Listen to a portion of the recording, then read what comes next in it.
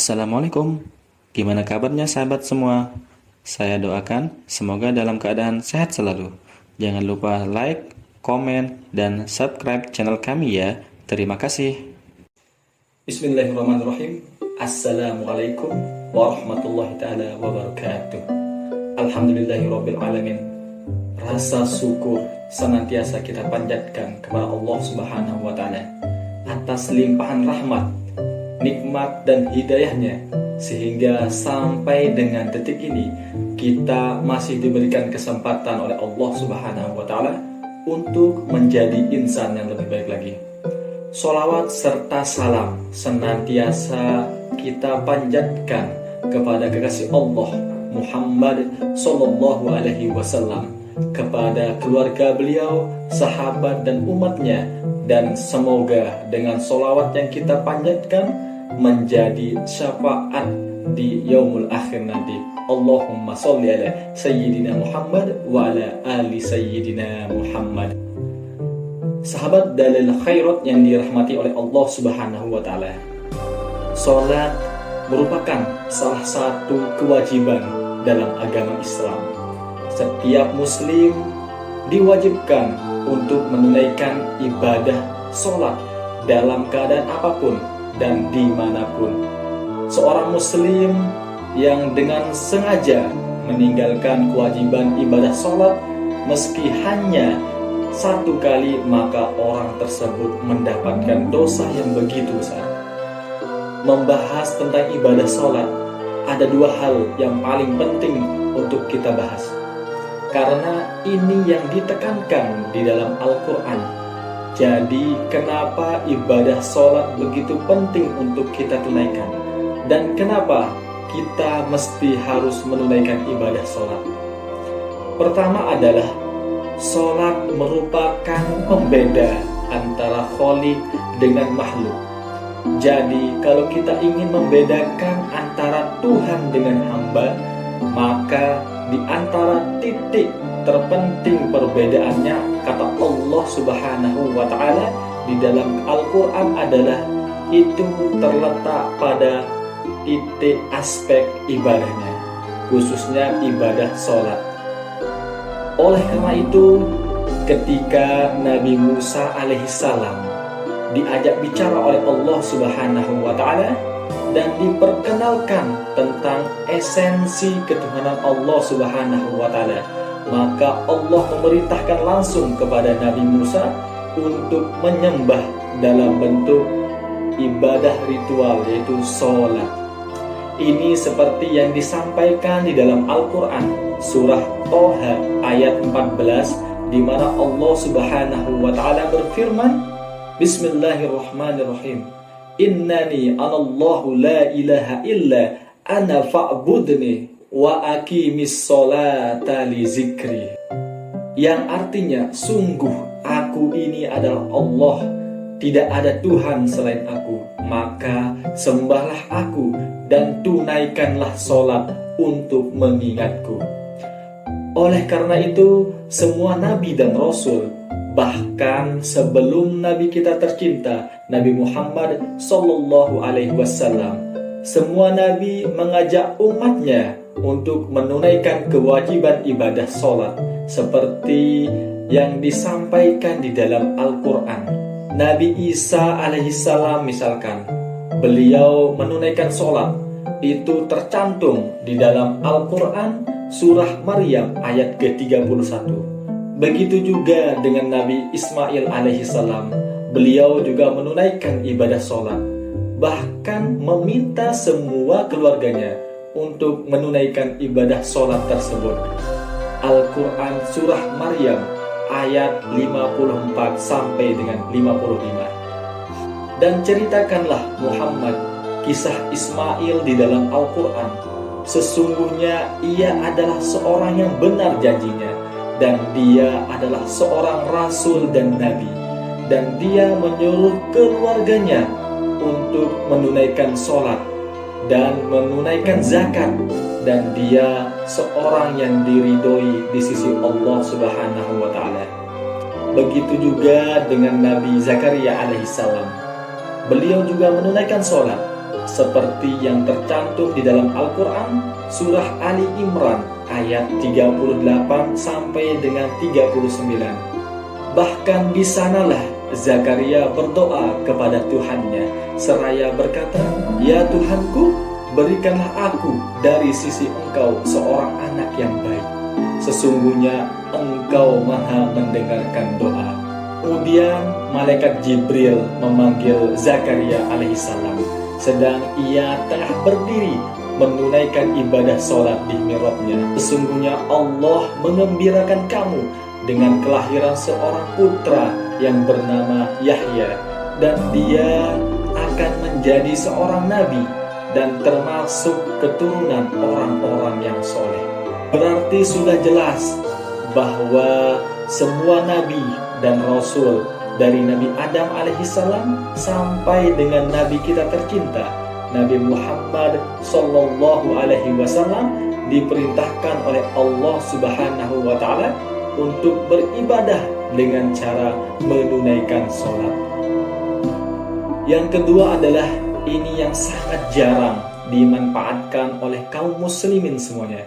Jadi seringkali kita memaknai bahwa menunaikan sholat merupakan ibadah wajib, ibadah formal, seperti yang disampaikan di bagian yang pertama, yaitu bukti ibadah seorang hamba kepada Tuhannya. Adapun yang kedua yang sangat jarang diketahui dan jarang dimanfaatkan, padahal di dalam sehari Allah Subhanahu wa taala sebanyak 5 kali menunggu kita. Ternyata ibadah sholat itu adalah satu-satunya wasilah ibadah yang disebutkan di dalam Al-Quran untuk langsung memohonkan pertolongan Allah Subhanahu wa taala. Ibadah sholat adalah tempat kita meminta apa yang kita butuhkan. Bahkan sebelum kita diminta untuk menunaikan ibadah sholat, itu kalimat yang pertama kali dikumandangkan atau kalimat yang pertama kali diperdengarkan adalah bukan tentang ibadahnya, tapi kata Allah Subhanahu wa taala adalah, "Wahai hambaku, engkau sedang punya masalah apa? Engkau sedang butuh apa?" Seperti yang tercantum di dalam Al-Quran surah Al-Baqarah ayat 45, bahkan Allah Subhanahu wa ta'ala memanggil kita dengan kalimat yang begitu indah sekali. Bismillahirrahmanirrahim. "Wasta'inu bis-sabri was-shalah wa innaha lakabiratun illa 'alal khashiin." Wasta'inu, wahai hambaku, jika engkau punya persoalan atau masalah di dalam kehidupanmu, maka mintalah pertolongan atau solusi kepadaku. Caranya bagaimana? Yaitu dengan cara bisobri, yaitu dengan cara sabar. Di sini terima dulu masalah tersebut dan jangan pernah sama sekali untuk dikeluhkan. Jadi kata Allah Subhanahu wa ta'ala, kita harus sabar dulu, baru kemudian kita meminta solusi di saat kita menunaikan ibadah sholat. Saat menunaikan ibadah sholat tersebutlah kita disuruh oleh Allah Subhanahu wa ta'ala untuk meminta apa yang dibutuhkan. Tapi apa yang terjadi sekarang? Banyak di kalangan kita sekarang ini, kalau punya masalah, bukannya kita minta solusi kepada Allah Subhanahu wa ta'ala, tapi malah langsung bikin status, curhat kepada orang di medsos. Bukannya dapat solusi dari permasalahan yang dihadapinya, tapi tidak dapat apa-apa. Yang awalnya orang tidak tahu tentang masalah kita, akhirnya semua orang pada tahu tentang masalah yang kita hadapi. Yang perlu untuk diingat adalah bahwa kata Allah Subhanahu wa ta'ala, kalau punya masalah dalam kehidupan rumah tangga, punya persoalan di dalam pekerjaan dan persoalan-persoalan lainnya, maka bersabarlah dan mintalah solusi dari masalah yang dihadapi tersebut hanya kepada Allah Subhanahu wa ta'ala. Karena mustahil Allah Subhanahu wa Ta'ala memberikan masalah, memberikan persoalan dalam hidup kita kalau kita tidak mampu menghadapinya. Mustahil Allah Subhanahu wa Ta'ala memberikan masalah kalau kita tidak sanggup menghadapi masalah tersebut. Mustahil Allah Subhanahu wa Ta'ala berikan masalah tanpa ada solusinya. Mari kita perhatikan kaidah di dalam Al-Quran surah Al-Baqarah ayat 286. Bahkan kita semua sangatlah hafal dengan ayat ini. Bismillahirrahmanirrahim. La yukallifullahu nafsan illa wus'aha. Allah tidak akan membebani seseorang sesuai dengan batas kemampuannya. Jadi kalau kita punya masalah, punya persoalan dalam kehidupan, punya ujian, berarti itu karena cuma kita yang mampu. Orang lain jika dikasih ujian atau permasalahan tersebut, mereka tidak mampu. Makanya ujian itu diberikan kepada kita karena cuma kita yang mampu menghadapi ujian tersebut. Adapun setiap ujian yang Allah Subhanahu wa Ta'ala berikan kepada kita, Allah Subhanahu wa Ta'ala sudah menyiapkan solusi dari setiap ujian tersebut. Bahkan Allah akan memberikan hadiah kepada kita. Itu terdapat di dalam Al-Quran surah Al-Insyirah ayat 5-6. Bahkan surah ini, ayat ini seringkali kita lantunkan atau kita baca sehari-hari. Bismillahirrahmanirrahim. Fa inna ma'al usri yusra. Maka sesungguhnya beserta kesulitan itu ada kemudahan. Inna ma'al usri yusra. Sesungguhnya beserta kesulitan itu ada kemudahan. Bahkan pada surah ini Allah Subhanahu wa Ta'ala sampai 2 kali menyebutkan bahwa setiap kesulitan sudah Allah Subhanahu wa Ta'ala siapkan solusinya. Jadi kita jangan takut, jangan sedih kalau kita sedang diuji oleh Allah Subhanahu wa Ta'ala. Sejatinya Allah sudah menyiapkan solusinya. Ada hadiah yang akan Allah berikan kepada kita di saat kita menyelesaikan ujian tersebut. Lalu pertanyaannya sekarang, apa kaitannya antara sholat dengan datangnya pertolongan Allah Subhanahu wa Ta'ala? Bagaimana caranya agar ibadah sholat yang kita tunaikan, ibadah sholat yang kita dirikan dapat mendatangkan solusi dari setiap permasalahan yang kita hadapi, dapat mendatangkan solusi dari setiap persoalan-persoalan kehidupan yang kita hadapi. Tentu pertanyaan-pertanyaan ini sudah ada jawabannya di dalam Al-Quran, kitab yang tentunya kita yakini dan kitab yang tidak pernah kita ragukan kebenarannya. Sahabat dalil akhirat yang dirahmati oleh Allah Subhanahu wa Ta'ala, kita 5 kali sehari diperdengarkan panggilan Allah Subhanahu wa Ta'ala. Allahu Akbar, Allahu Akbar, hayya 'alas shalah. Mungkin kita bertanya, kenapa kita harus menunaikan ibadah sholat? Maka Allah Subhanahu wa Ta'ala langsung menjawab pertanyaan kita tersebut dengan kalimat hayya 'alal falah. Kata Allah Subhanahu wa Ta'ala di sini ingin mempertegas tujuan kita. Kenapa kita disuruh untuk menunaikan ibadah sholat? Kata Allah di sini, wahai hambaku, katanya engkau ingin bahagia hidupnya, katanya engkau butuh pertolonganku, katanya masalah-masalah yang engkau hadapi ingin diberikan solusinya. Sini, sholat biar aku beri kebahagiaan dalam hidupmu, biar aku bantu selesaikan semua masalah atau persoalan yang engkau hadapi. Itu kata Allah Subhanahu wa Ta'ala di saat memanggil kita untuk menunaikan ibadah sholat. Mari kita lihat Al-Quran surah Al-Mu'minun ayat 1 sampai dengan 2. Bismillahirrahmanirrahim. Qad aflahal mu'minun alladzina hum fi salatihim khashi'un. Sesungguhnya beruntunglah orang-orang yang beriman, yaitu orang-orang yang khusyuk dalam sholatnya. Apa keuntungan yang akan kita dapatkan jika kita menunaikan ibadah sholat dengan khusyuk?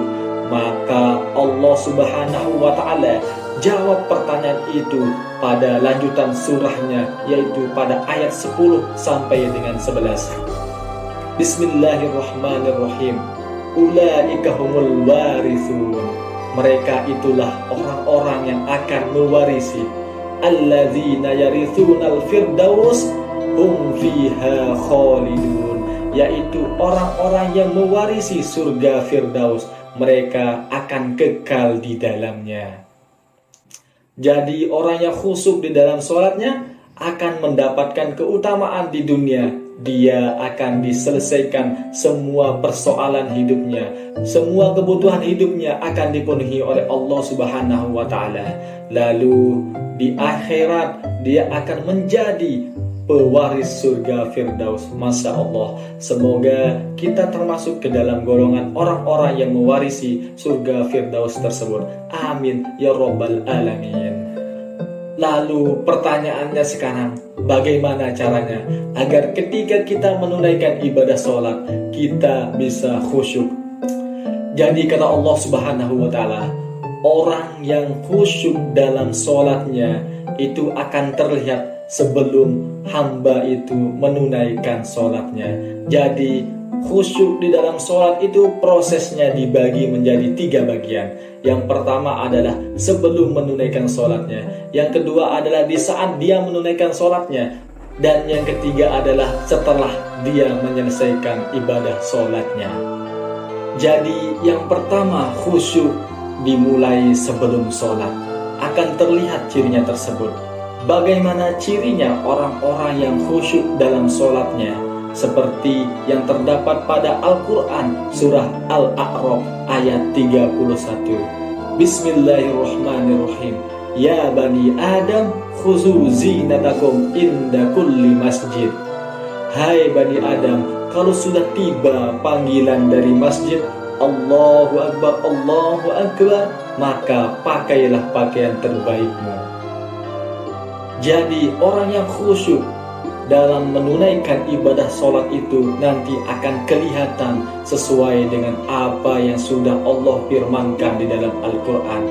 Jadi nanti dia bakal menggunakan pakaian terbaiknya.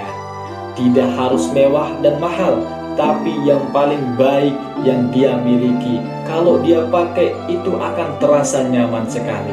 Dan dia akan mempersiapkan jauh sebelum panggilan Allah Subhanahu wa Ta'ala dikumandangkan. Dia akan menyiapkan sebaik-baik mungkin. Dia akan membersihkan badannya terlebih dahulu, menggunakan pakaian terbaik yang dia miliki, memakai wangi-wangian, karena dia tahu bahwa dia akan bertemu dengan Allah Subhanahu wa Ta'ala, sang pemilik segalanya. Tapi apa yang terjadi di kalangan banyak orang saat ini? Yang terjadi adalah di saat kita mau ketemu sama orang yang penting di dunia ini, ketemu sama pejabat misalkan, kita berusaha sekali untuk menggunakan, untuk memakai pakaian yang paling bagus. Bahkan kita mempersiapkan diri jauh sebelum waktunya. Kita mau ketemu jam 9 pagi misalkan, demi Allah saya katakan, pasti kita akan datang sebelum jam 9 tersebut. Padahal kita mau ketemu sama pejabat di dunia ini. Kita mau ketemu sama orang penting di dunia ini. Tapi apa yang terjadi di saat Allah Subhanahu wa Ta'ala memanggil kita untuk bertemu, kita memakai pakaian yang tidak sopan. Sering sekali di saat kita menunaikan ibadah sholat, kita bahkan menggunakan kaos oblong, kita menggunakan pakaian-pakaian sepak bola, kita menggunakan pakaian-pakaian futsal. Padahal kita mau ketemu sama Allah Subhanahu wa Ta'ala, bukan mau main futsal, bukan mau main sepak bola. Dan kita juga sering sekali melalaikan waktu pertemuan tersebut dengan Allah Subhanahu wa Ta'ala. Padahal Allah menunggu kita untuk meminta apa yang kita butuhkan. Bukankah Allah Subhanahu wa Ta'ala pemilik segalanya? pantas hidup kita begini-begini saja, pantas hidup kita tidak ada perubahan. Karena di saat Allah Subhanahu wa Ta'ala memanggil kita, kita selalu bilang, nanti dulu ya Allah. Maka Allah Subhanahu wa Ta'ala balas kita di saat kita berdoa meminta sesuatu. Maka Allah Subhanahu wa Ta'ala membalas kita dengan cara di saat kita berdoa, di saat kita meminta pertolongan Allah, Allah akan bilang nanti dulu. Yang kedua adalah orang yang khusyuk di dalam sholatnya. Dia akan menunaikan ibadah sholat tersebut secara maksimal. Dia akan menganggap bahwa itu adalah mungkin sholat terakhir yang akan dia tunaikan. Karena Allah Subhanahu wa Ta'ala akan menyuruhnya untuk kembali kapanpun. Itu seperti yang terkandung di dalam surat Al-Baqarah ayat 46. Bismillahirrahmanirrahim. Alladzina yazunnuna annahum mulaku rabbihim wa annahum ilaihi raji'un. Dia akan merasakan sebelum menunaikan sholatnya, bisa jadi ini merupakan sholat terakhir yang akan dia tunaikan di dalam hidupnya.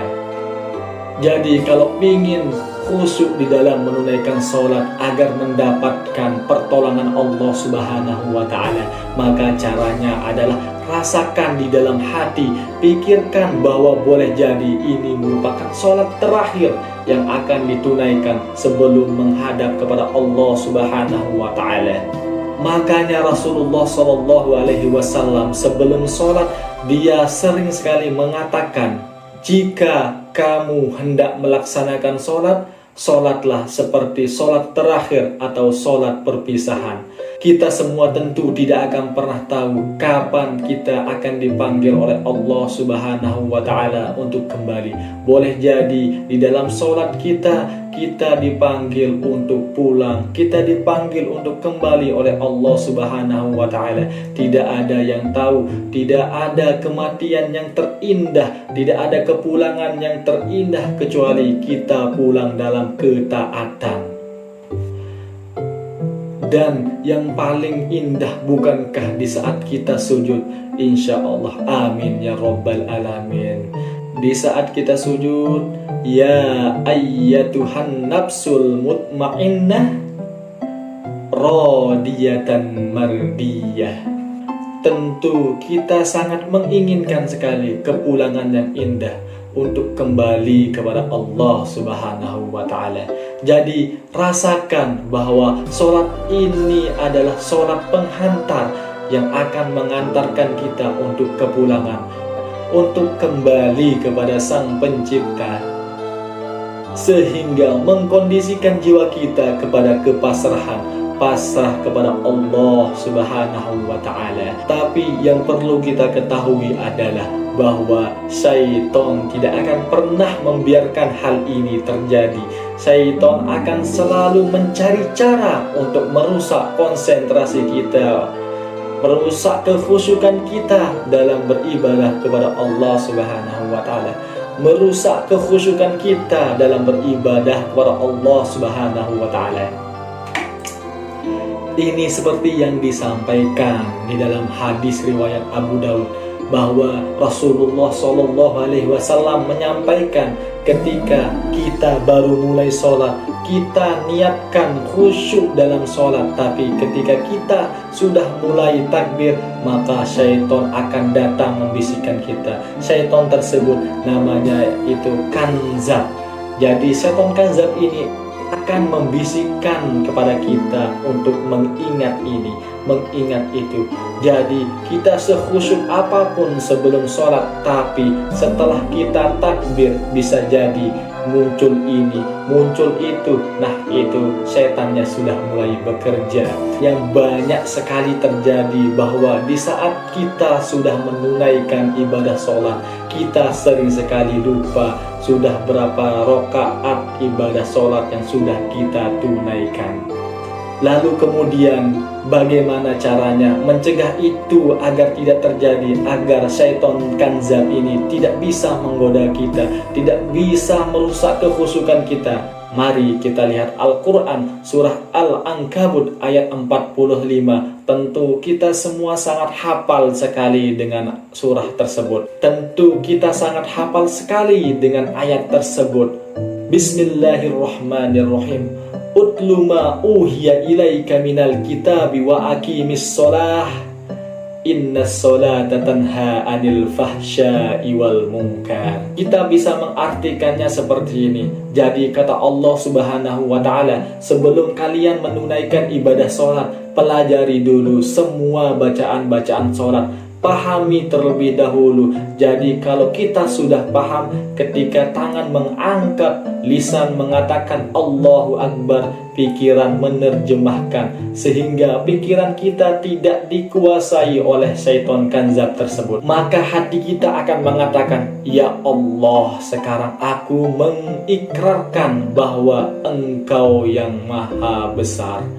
Jadi kalau kita sudah paham dengan apa yang kita baca, nanti hati kita akan bergetar dan kita akan merasakan konektivitas langsung atau sambungan langsung kepada Allah Subhanahu wa ta'ala. Seolah-olah di saat kita mendirikan sholat, kita sedang berbicara langsung kepada Allah Subhanahu wa ta'ala. Jadi pahami semua isi bacaan dalam sholat, dari takbir sampai dengan salam. Di saat lisan mengucapkan, pikiran tetap selalu menerjemahkan dan hati selalu merasakan bahwa kita sedang berbicara langsung sama Allah Subhanahu wa ta'ala.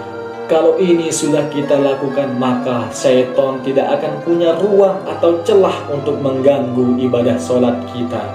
Karena pikiran kita, hati kita sudah ditutup dengan kekhusyukan kita di dalam menunaikan ibadah sholat. Sedangkan yang ketiga adalah zikir setelah selesai menunaikan ibadah sholat. Jadi Rasulullah SAW kalau selesai menunaikan ibadah sholatnya, Rasulullah tidak langsung beranjak dari tempat sholatnya. Beliau terlebih dahulu berzikir. Kalimat zikir pertama yang beliau ucapkan adalah kalimat istighfar. Astaghfirullah, astaghfirullah, astaghfirullah. Allahumma antas salam wa minkas salam, tabarakta ya zal jalali wal ikram.